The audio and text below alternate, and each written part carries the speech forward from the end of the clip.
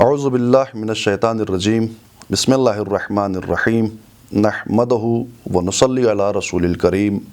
وعلی اہل بیت الطیبین الطاہرین اللہم صلی علی محمد وآل محمد اما بعد۔ عقیدہ توحید مذہب اسلام میں، دین اسلام میں یہ وہ عقیدہ ہے، اور سب سے پہلا یہ وہ عقیدہ ہے کہ اگر اس عقیدے میں ذرا سے بھی لغزش پائی گئی، یعنی اگر عقیدہ توحید ذرا سا بھی کمزور ہوا تو پوری کی پوری جو ہے وہ عمارت، اسلام کی عمارت وجود انسان میں تباہ ہو جائے گی۔ اسلام کا وجود ہی استوار ہے، محکم ہے اور پائیدار ہوا ہے عقیدہ توحید کے اوپر۔ آج دنیا میں توحیدی سلسلے سے کافی بحثیں ہو رہی ہیں اور لوگوں نے اپنے اپنے حساب سے توحید کا تعارف کرایا ہے۔ توحید کیا ہے؟ توحید کسے کہا جاتا ہے؟ توحید کے کیا معانی ہیں؟ توحید کس رخ سے جو ہے وہ مثبت ہے، کس رخ سے منفی ہے، وغیرہ وغیرہ۔ یہ ساری مثالیں جو ہیں آج کائنات میں بیان کی جا رہی ہیں، جبکہ توحید ایک اصل عقیدہ ہے۔ جبکہ توحید وہ عقیدہ ہے کہ اگر انسان اسے چھوڑ دے گا یا اس میں ذرا سی بھی کوتاہی کرے گا تو پورا کا پورا اس کا اسلام خطرے میں آ جائے گا۔ آئیے سیرہ ائمہ، سیرہ معصومین اور خصوصاً سیرہ سیدہ فاطمۃ الزہرا سلام اللہ علیہا کی میں دیکھا جائے کہ ان کے نزدیک توحید کیا ہے اور انہوں نے توحید کو کس طریقے سے بیان کیا ہے۔ تاریخی مطالعے اور احادیث کا مطالعہ کرنے کے بعد دیکھا گیا ہے کہ ائمہ نے جتنے بھی خطبے بیان کیے ہیں، پیغمبر نے جتنے بھی خطبے بیان کیے ہیں، یا معصومین میں خصوصاً حضرت فاطمۃ الزہرا سلام اللہ علیہا نے جو خطبے بیان کیے ہیں، جو ان کی سیرت رہی ہے، اس میں توحیدی جلوے واقعاً نمایاں ہیں۔ کوئی بھی کلام، کوئی بھی بات، کوئی بھی مرحلہ ان کا بغیر توحید کے شروع ہی نہیں ہوتا ہے۔ آپ کسی بھی خطبے کو اٹھا کر کے دیکھیے، سب سے پہلے حمد الہی ہوتی ہے اور سب سے پہلے اللہ کا تعارف ہوتا ہے، اس کی وحدانیت، اس کے توحید کی گواہی دی جاتی ہے، اللہ کے ایک ہونے کو بیان کیا جاتا ہے۔ اور یہ صرف ایک خطبے میں نہیں ہے بلکہ مسلسل ہر خطبے میں جو بھی شروع ہوگا سب سے پہلے الحمدللہ، الحمدللہ اور الحمدللہ کی آواز یا عبارت ضرور سامنے آئے گی۔ سیدہ فاطمۃ الزہرا سلام اللہ علیہا کا ایک مشہور و معروف خطبہ، خطبہ فدق ہے، کہ جو آج جس کی ضرورت ہے کہ آج اسے بیان کیا جائے، چونکہ یہ وہ خطبہ ہے کہ جو بی بی نے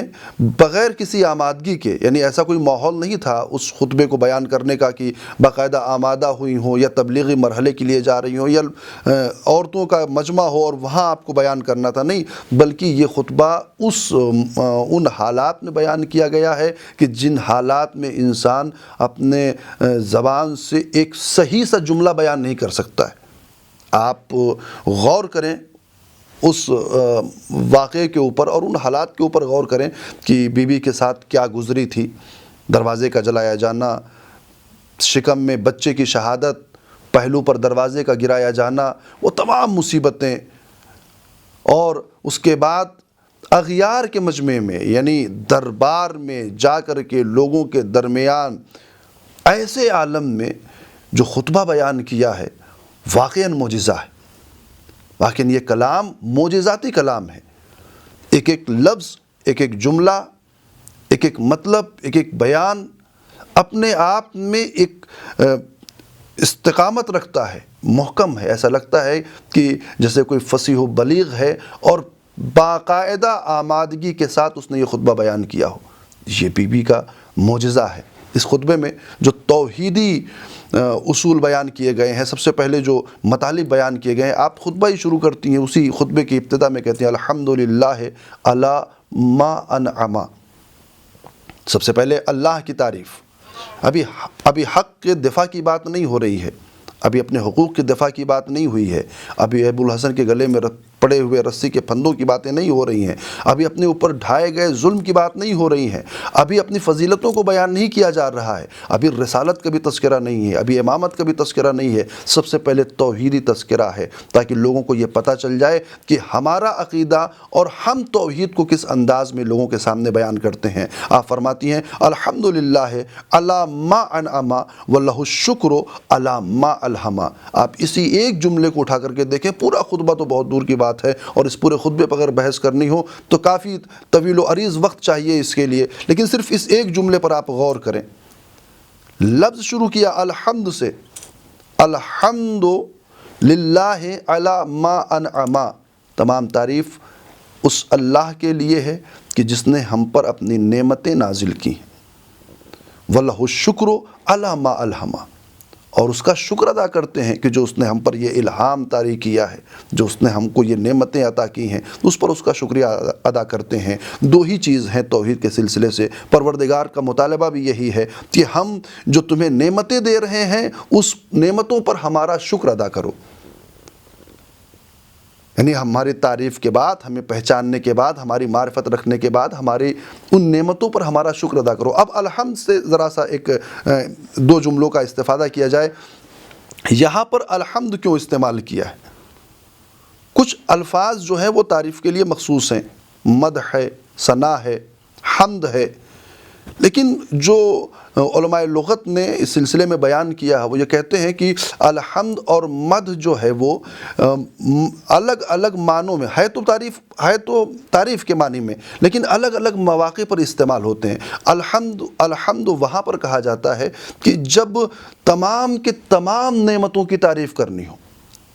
اور وہ نعمتیں مخصوص بے ذات واحد نہ ہو، یعنی میری ذات سے مخصوص کوئی ایک نعمت مجھے ملی تو میں اس پر حمد نہیں کروں گا، میں اس پر مدح کروں گا۔ اکثر یہ ہوتا ہے کہ مدح و ثنا جب ہوتی ہے تو لوگ جو ہیں اسے مثلا انعامات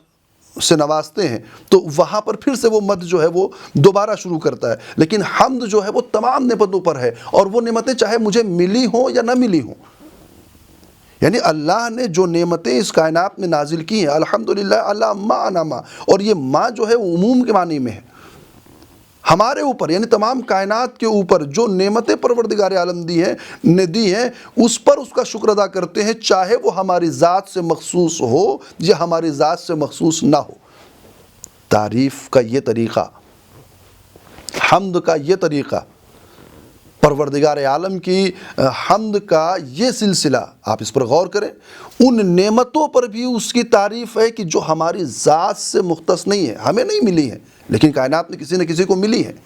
اور یہی چیز جو ہے وہ سلیقہ سکھاتی ہے کہ ہم توحید کو کس زاویے سے لیں۔ ائمہ کی سیرت، معصومین کی سیرت، سیدہ کی سیرت، یہ تمام کی تمام آپ پوری زندگی جناب سیدہ کی اٹھا کر دیکھ ڈالیں کہ جہاں جہاں پر بھی جو بھی مسائل پیش آئے ہیں وہاں سب سے پہلے اگر گفتگو ہوئی ہے، اگر بات کی ہے تو وہ توحید کے سلسلے سے بات کی ہے، یعنی اللہ کو پہچانو، اور اللہ کو پہچاننے کے بعد اس کی نعمتوں